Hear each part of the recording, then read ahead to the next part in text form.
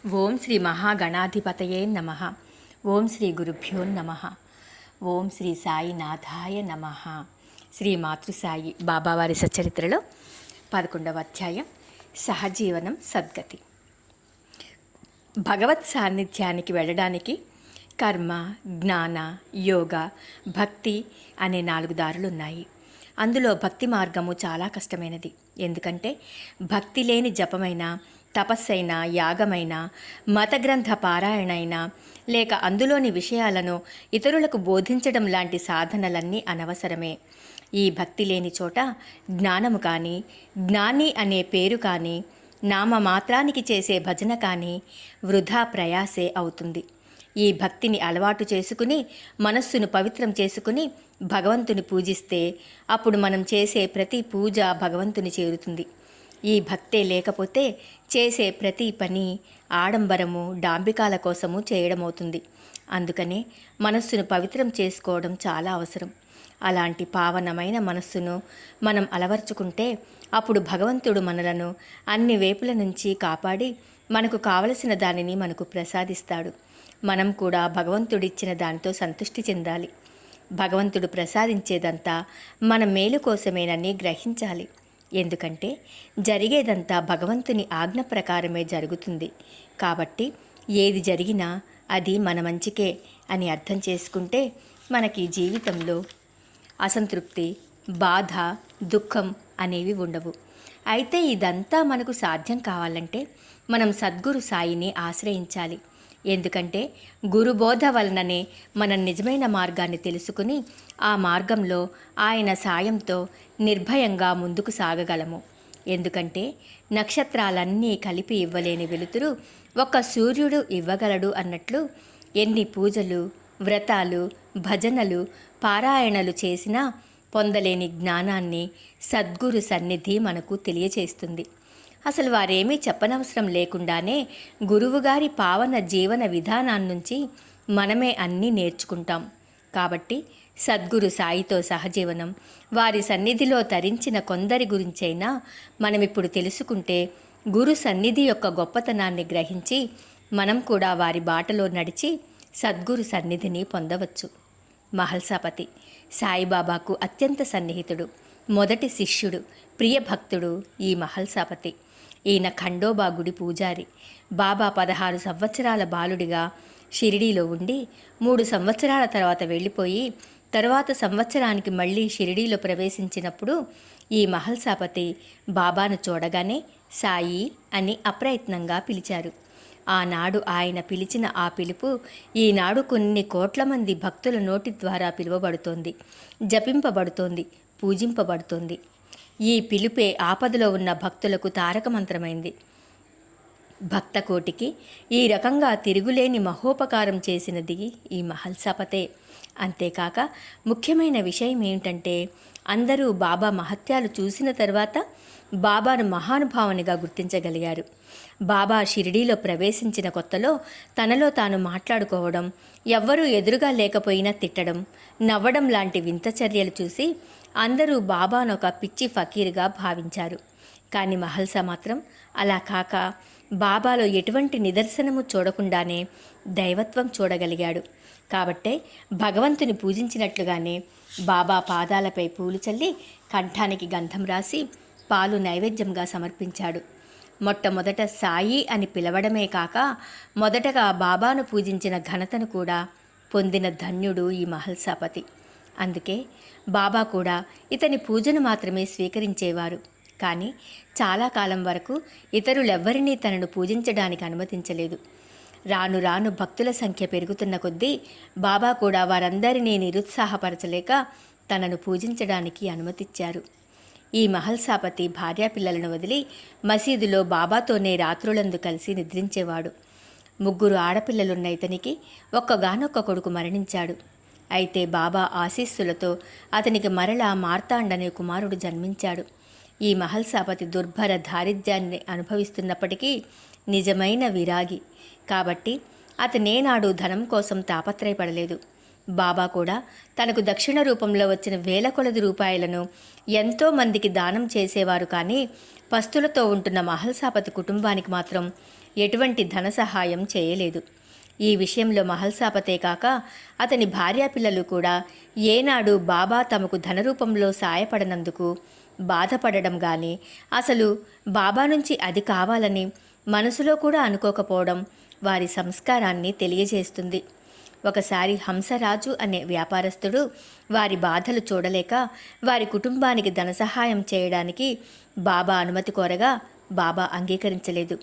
తీవ్ర వైరాగ్యాన్ని అవలంబిస్తున్న మహల్సాకు ధనం కన్నా ముఖ్యమైన దానిని బాబా అనుగ్రహించదలుచుకున్నారు. కాబట్టి అతనిని డబ్బు వ్యామోహంలో పడనివ్వలేదు. అదేమిటంటే బాబా సన్నిధి, వారితో సహజీవనం. మిగిలిన భక్తులందరికన్నా ఎక్కువగా మహల్సా బాబాతో 60 సంవత్సరాల అనుబంధాన్ని, అనుగ్రహాన్ని పొందాడు. బాబా వంటి యోగీశ్వరునితో సంబంధం అతనిని ఈ ప్రపంచానికి అతీతంగా తీసుకువెళ్ళింది. మామూలుగా మహల్సాపతి ఇతర విషయాలలో ఎక్కువగా కలిగించుకున్నప్పటికీ ముఖ్యమైన నిర్ణయాలు తీసుకోవడంలోనూ బాబా అనుమతిని పొందడంలోనూ ముందుకొచ్చేవాడు. కొన్ని నిర్ణయాలకు ఎవరు చెప్పినా వినని బాబాను మహల్సాపతి ఒప్పించగలిగేవాడు. అందులో ముఖ్యమైనది ద్వారకామాయి మరమ్మత్తు. అనేక గుంటలతో చిన్నగా ఉన్న ఈ మసీదుకు తగిన మార్పులు చేసి బాబాకు అనువుగా మార్చాలని భక్తులందరి కోరిక. కానీ ఎవ్వరేమి చెప్పినా బాబా అందుకు ఒప్పుకోలేదు. అప్పుడు మహల్సాపతి కలిగించుకుని ఎన్నో రకాలుగా బాబాను బ్రతిమాలి ఒప్పించగలిగాడు. ఈనాడు ఇంతమంది భక్తులు కాశీ, రామేశ్వరం వంటి పుణ్యక్షేత్రంగా పవిత్ర స్థానంగా పూజిస్తున్న ద్వారకామాయికి ఈనాటి ఈ రూపాన్నిచ్చిన ఘనత మహల్సాపతికే దక్కుతుంది. ఇప్పుడు చెప్పబోయే సంఘటన మహల్సాపతి భక్తికి పరాకాష్ఠగా చెప్పబడుతుంది.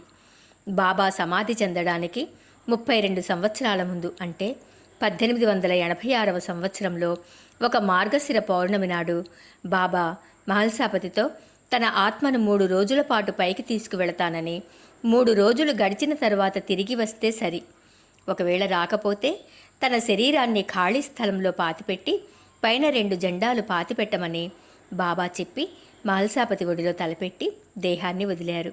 బాబా ఊపిరి నిలిచిపోయింది, నాడి ఆగిపోయింది.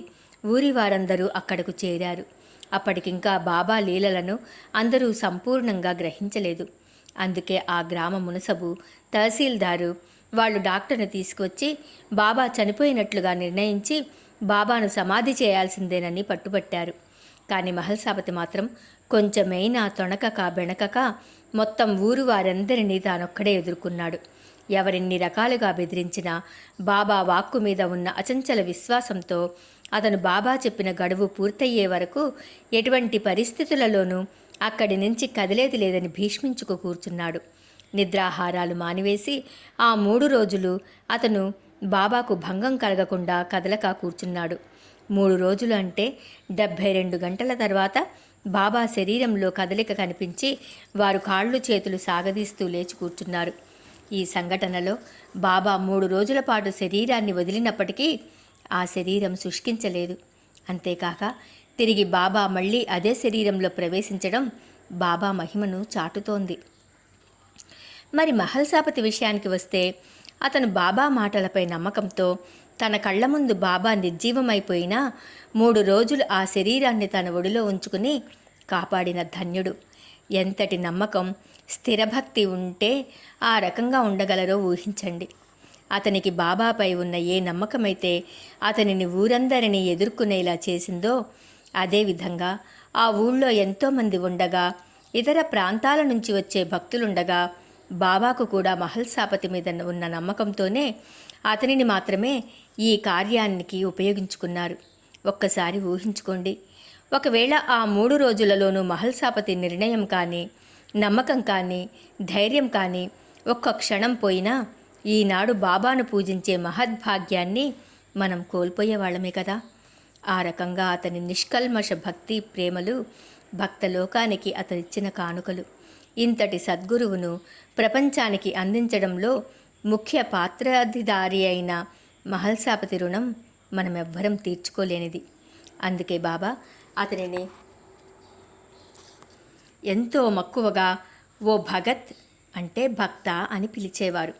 అసలు తాను భగవంతుణ్ణి కాను అని నిత్యం చెప్పే బాబా మహల్సాకు మాత్రం అతని ఇష్టదైవమని, తన పిలుపు ద్వారా నిరూపించారు. మహల్సాపతి బాబా మహాసమాధి తర్వాత అతను 13 రోజుల పాటు అన్నాహారాలు మానేశాడు. బాబాతో అతనికి గల సన్నిహిత సంబంధం, 60 సంవత్సరాల అనుబంధం అతనిని తీవ్రంగా కదిలించి వేసింది. ఎన్నో సందర్భాలలో బాబా తన సమాధి గురించి అందించిన సందేశాలన్నీ అప్పుడు అర్థమవసాగాయి. అయితే బాబాకు శరీరంతో పనిలేదని, వారి మహిమకు శక్తికి ఎటువంటి భంగం కాదని, అతనికి క్రమక్రమంగా అనేక నిదర్శనాలు ఎదురవడం వలన అతను బాబా శరీరం కనుమరుగైన బాబా అనంత శక్తి నిలిచి ఉన్నదని గ్రహించగలిగాడు. బాబా అతనితో తన సమాధిని గురించి సందేశాలు ఇవ్వడమే కాక మహల్సాపతి గురించి కూడా స్పష్టంగా చెప్పారు. అదెలాగంటే, బాబా తాను ఇక వెళ్ళిపోతాను, తన తర్వాత 4 సంవత్సరాలకు మహల్సా కూడా వచ్చి తనను కలుస్తాడని చెప్పారు. ఆ రకంగా బాబా చెప్పినట్లుగానే బాబా మహాసమాధి చెందిన 4 సంవత్సరాలకు, అంటే 1922వ సంవత్సరంలో పవిత్ర ఏకాదశి రోజు ఖండోబాకు ప్రియమైన సోమవారం నాడు పావనమైన రామనామాన్ని ఉచ్చరిస్తూ శరీరం వదిలిన అతనికి ఇక మళ్ళీ జన్మే లేదు. ఎందుకంటే బాబానే స్వయంగా 4 సంవత్సరాల తర్వాత వచ్చి నన్ను కలుస్తావని చెప్పారు కాబట్టి. అంతేకాక అతని నిష్కల్మష భక్తికి గుర్తుగా అందరికీ ధనాన్ని పంచిన సాయి ఇతనికి మాత్రం తన కఫినీని, పాదుకలను, 3 నాణేలను సటకాను ఇచ్చారు. మహల్సాపతి వంశీకులు ఈనాటికి వాటిని మహల్సాపతి సమాధి వద్ద భద్రపరిచారు. అదే సద్గురు సన్నిధి సహజీవనం వలన కలిగే ఫలితం. సర్వం శ్రీ సాయినాథుని దివ్య చరణారవిందార్పణమస్తు. ఓం నమః శివాయ.